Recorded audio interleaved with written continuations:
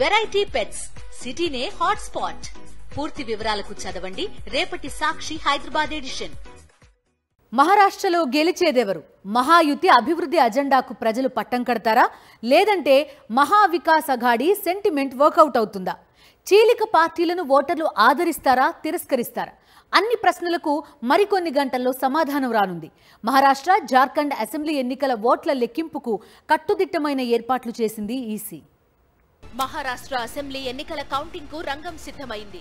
288 నియోజకవర్గాలకు ఈ నెల 20న ఒకే దశలో పోలింగ్ నిర్వహించిన కేంద్ర ఎన్నికల సంఘం శనివారం ఓట్లు లెక్కించి ఫలితాలు వెల్లడించనుంది.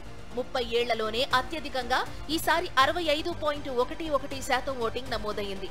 దీంతో ప్రజా తీర్పుపై తీవ్ర ఉత్కంఠ నెలకొంది. 6 ప్రాంతాలు, 36 జిల్లాలు, 288 నియోజకవర్గాలు, 2 ప్రధాన కూటములు. ఇది మహారాష్ట్ర రాజకీయ ముఖ చిత్రం.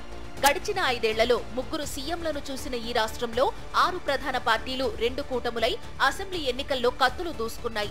అధికార మహాయుతి, విపక్ష మహావికాస్ అఘాడీ మధ్య హోరాహోరీ పోరు నడిచింది.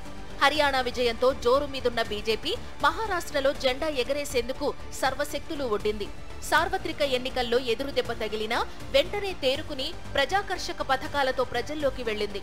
వర్గాల వారీగా ఓటర్లపై వరాల జల్లు కురిపించింది.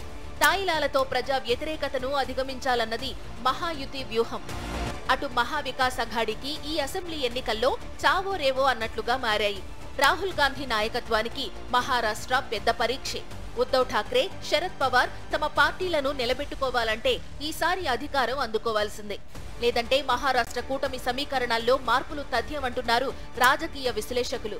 ఇది జాతీయ రాజకీయాలపైన మహారాష్ట్ర ఫలితాల ప్రభావం ఉంటుందని అంచనా వేస్తున్నారు. బారామతిలో పవార్ వర్సెస్ పవార్ ఫైట్ ఆసక్తి రేకెత్తిస్తోంది. అటు జార్ఖండ్లోనూ అధికార కాంగ్రెస్, జేఎంఎం కూటమి, విపక్ష బీజేపీ మధ్య నువ్వా నేనా అన్నట్టు ఎన్నికల పోరు సాగింది.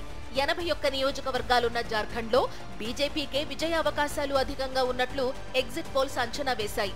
మహారాష్ట్ర, జార్ఖండ్తో పాటు 15 అసెంబ్లీ, 2 లోక్సభ స్థానాల ఉప ఎన్నికల ఫలితాలు శనివారం వెల్లడి కానున్నాయి.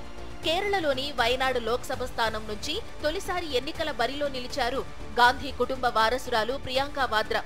ఆమె రాజకీయ భవితవ్యం రేపు తేలిపోనుంది. త్రిముఖ పోరులో ప్రియాంక వాద్రా గట్టెక్కుతారా? గాంధీ కుటుంబం నుంచి మరో నేత పార్లమెంట్లో అడుగు పెడతారా లేదా?